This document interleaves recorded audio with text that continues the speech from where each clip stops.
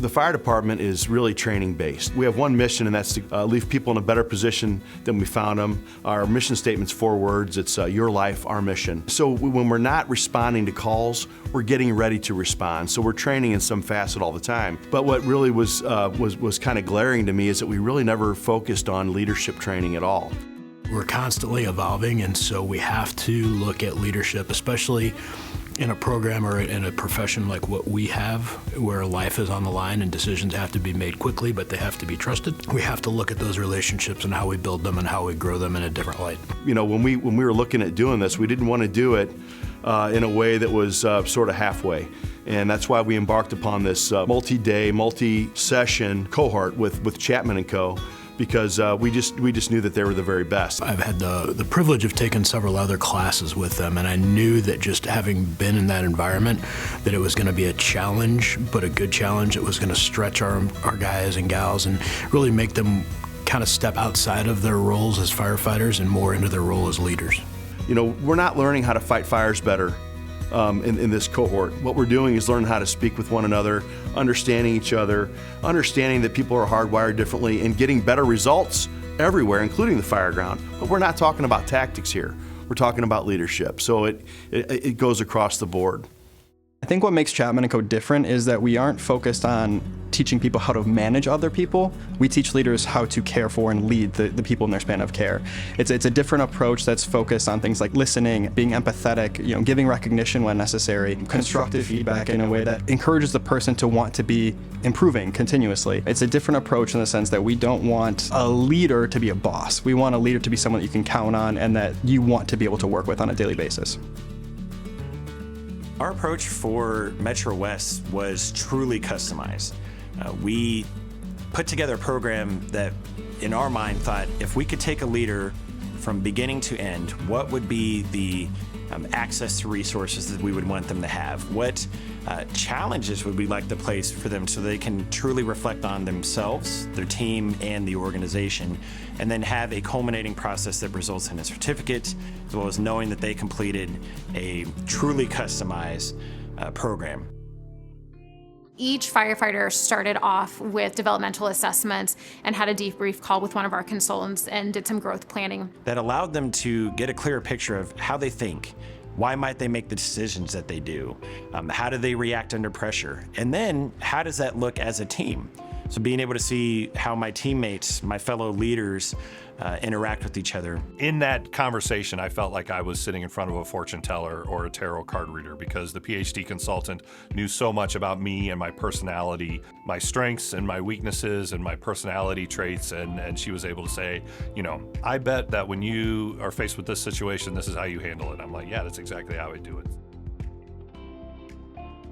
The value assessments bring to a leadership development program is an objectivity.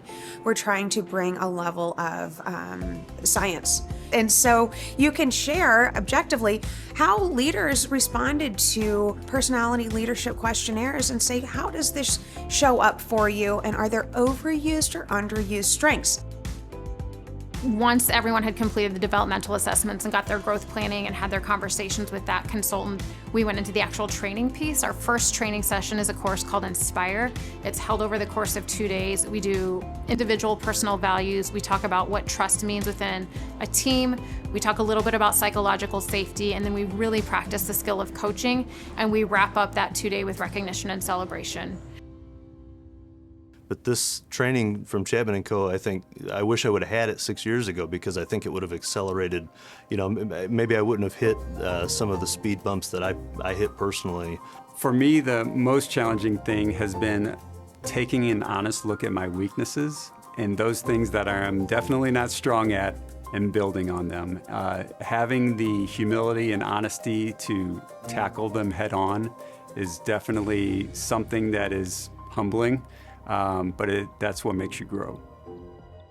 The next course that they went through is a course we call Relate, and that is a one-day event, and that is all around communication, advanced communication skills, as well as an assessment that we like to use called emergenetics, which will provide participants their thinking attributes as well as their behavior attributes, so some of those behavior tendencies.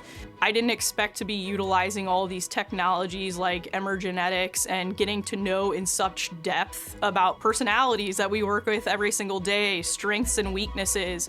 I didn't expect the depth of what I would get out of this program.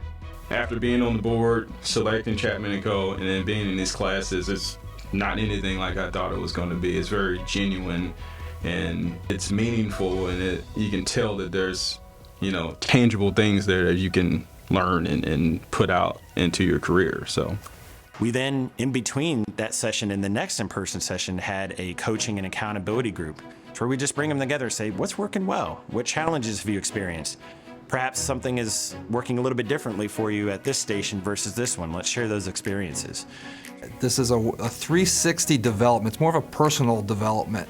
And that's what's intriguing to me and I've been excited about is it's developing me as a person and allowing me to be a leader in my own skin and finding what I am, who I am, and how I can help others by understanding them. And that's the exciting part. The third class that we went through is called Connect, and that is all about emotional intelligence, really focusing on self-awareness, awareness of others. And when you get a group of people together and they don't quite know what to expect, it's always fun to watch the learning happen.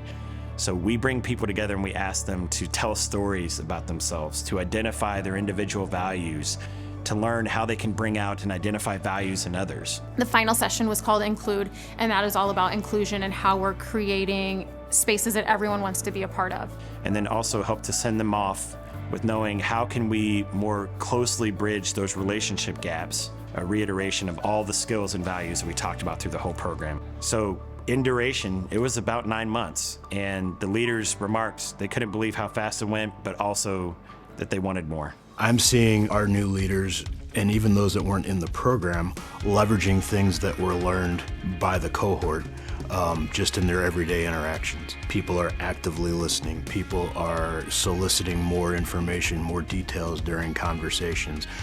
They're doing that with members of the public. So they're buying into the skill set that they've learned.